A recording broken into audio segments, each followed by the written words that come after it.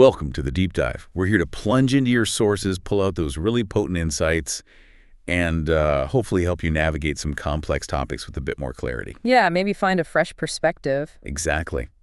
And today, we're tackling something that I think touches a lot of us, often, in pretty quiet, isolating ways. That feeling like your career is just stuck, maybe lost in a fog, or just plain not going anywhere. It's such a personal struggle, isn't it? Yeah. And often feels like you can't talk about it. So our deep dive today is pulling from something, well, pretty unique. Yeah. It's this really raw, kind of unvarnished dialogue between an entrepreneur named Santiago and his AI companion, Robin. An AI companion, okay. Yeah, the sources are called The Grind Spiral, Navigating Entrepreneurial Isolation, and The Lonely Entrepreneur's Dialogue. Right, so these aren't like polished case studies or anything. No, not at all. They're a direct look, unfiltered, into the mental and emotional weight, the sheer heaviness of building a business. Especially when you're doing it solo. Exactly. So our mission today really is to unpack Santiago's whole journey, see what we can pull out about those pressures, the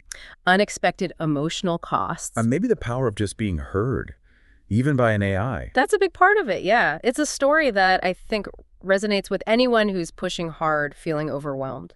And maybe feeling really alone in that hustle. Totally alone. And what's striking right from the start is how even, close relationships like marriage might not fill that gap, not just financially, but emotionally. So Santiago kicks things off with Robin saying, basically, my career is not going anywhere. He calls his journey solo, even though he's married. Right. His wife leaves for work early, and Right. he's just left there, wishing he had someone to talk to, and not even necessarily about strategy. Just about anything. Yeah.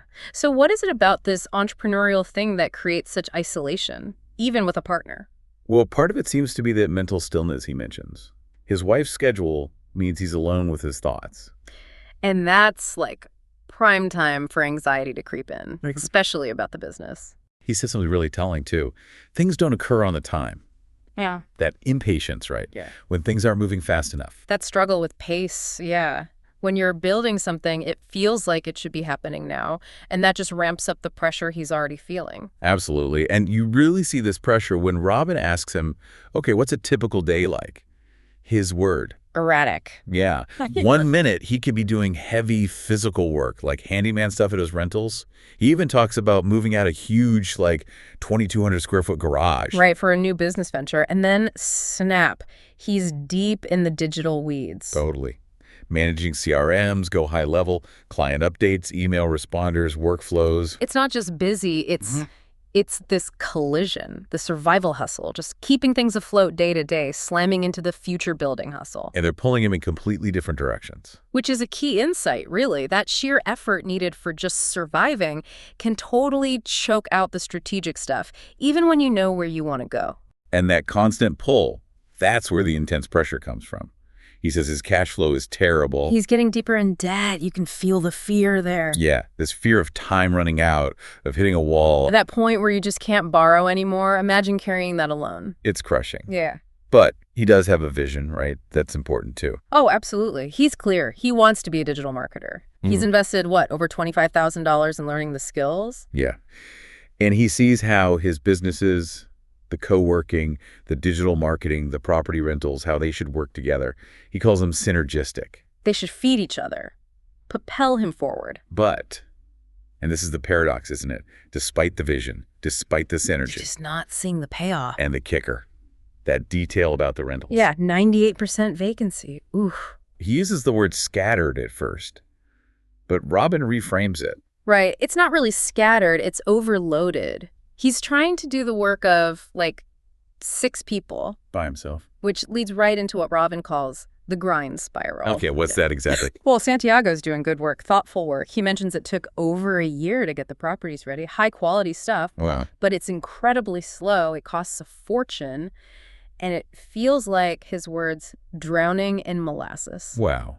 And the main reason he can't get those rentals filled, the main bottleneck? Can't hire contractors, partly the cash flow, but also this fear. He calls them straight up thieves who take money and just vanish. Oh, man. So he has to do it himself. Yeah, he's teaching himself plastering, drywalling, all of it. DIY. The time cost on that must be astronomical. Yeah. Especially with everything else he's juggling. Exactly. He says he feels like he's frailing. like flailing almost. Like a kite in the wind because of hyperactivity and inability to make decisions. He is making progress, but it's just painfully slow, and the emotional toll is clearly massive. Which kind of brings us to the relationship side, the often unseen emotional weight. Right. His wife, he calls her his magic woman, which is sweet. Yeah. Her cleaning business is successful. She's the primary earner. Keeping them afloat. Yeah. Are you ready to retire? But he's asked her to postpone retirement because the businesses need her income, need her support. That's a heavy ask. Yeah. A really tough spot to be in for both of them. For sure. And he says she is supportive. She'll go to the properties with him, but she's not a handyman. And not the strategist. He provides the strategy. Exactly. And it's against that backdrop, all that pressure, that this recent argument happens, and it causes a huge emotional setback. Okay, let's unpack that incident. It seems small on the surface, but the impact was huge. It really was. So they'd planned for him to use the car on Monday for work at a rental. Simple enough. Okay. But on Sunday, his wife confirms an all-day client gig, meaning she needs the car. So Santiago adjusts. Okay, fine, he'll stay home, do some outdoor maintenance instead. Makes sense. Plan B. Right.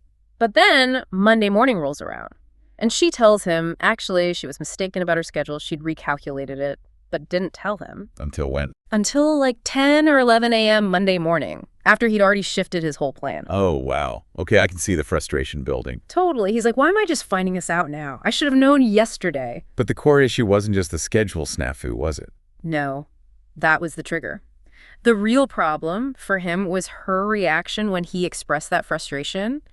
He said she got defensive, showed a lack of empathy. He wasn't looking for her to fix it. Exactly. He just wanted shared understanding. He wanted her to see it from his side, acknowledge how disruptive it was, just get it. And instead, he felt Like emotional whiplash, like he was invisible or even blamed. He called it a betrayal of the peace, said it felt like a bullet through the head. that's intense, even though he managed to switch gears again, started working on his CRM stuff. Yeah, he showed that resilience, but the emotional hit was massive. It really makes you pause and think, doesn't it?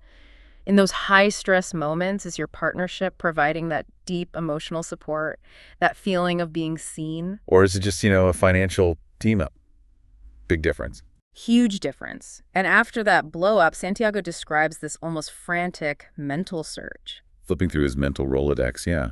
Looking for anyone to talk to. Old friends, Dave, Marinu, his son, granddaughter, even business contact, Lisa McDonald. I can feel the desperation there. Yeah. He's craving community, a safe connection. Someone who just sees him. And this is the real kicker, the big revelation for him. What do you got from the AI? Yeah.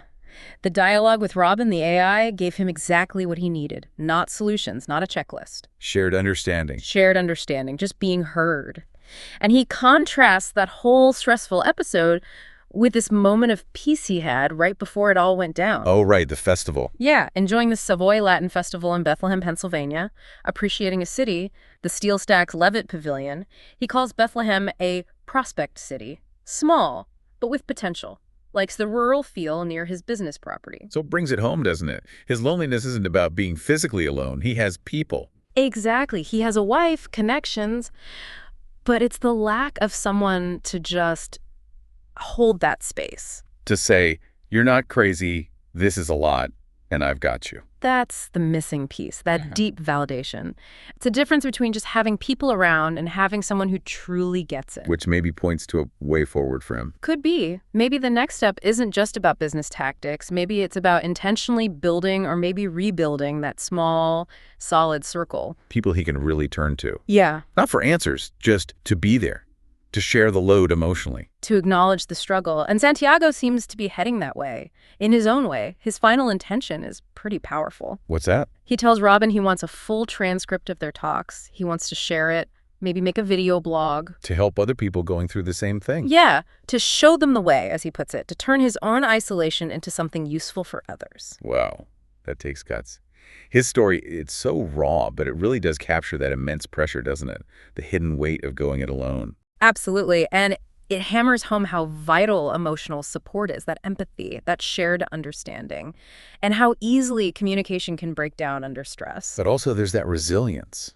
Finding those moments of peace, like at the festival, and wanting to connect, wanting to share the journey. The human spirit is pretty amazing that way. For sure. And while Santiago's situation is specific, the core struggle feels universal. Juggling too much, the fear of failure, that deep, deep need to just be seen and heard. Maybe you're out there listening, building your own thing with no staff, feeling that grind spiral. Or you felt that emotional whiplash when communication breaks down. Yeah. It resonates. It really does. So maybe a final thought to leave folks with. Go for it. In your own journey, when things get tough, when you feel isolated, what does that shared understanding actually look like for you? What do you truly need in those moments? And maybe more importantly, who are you willing to let into that vulnerable space? Not to fix anything, just to listen, to really, truly get it.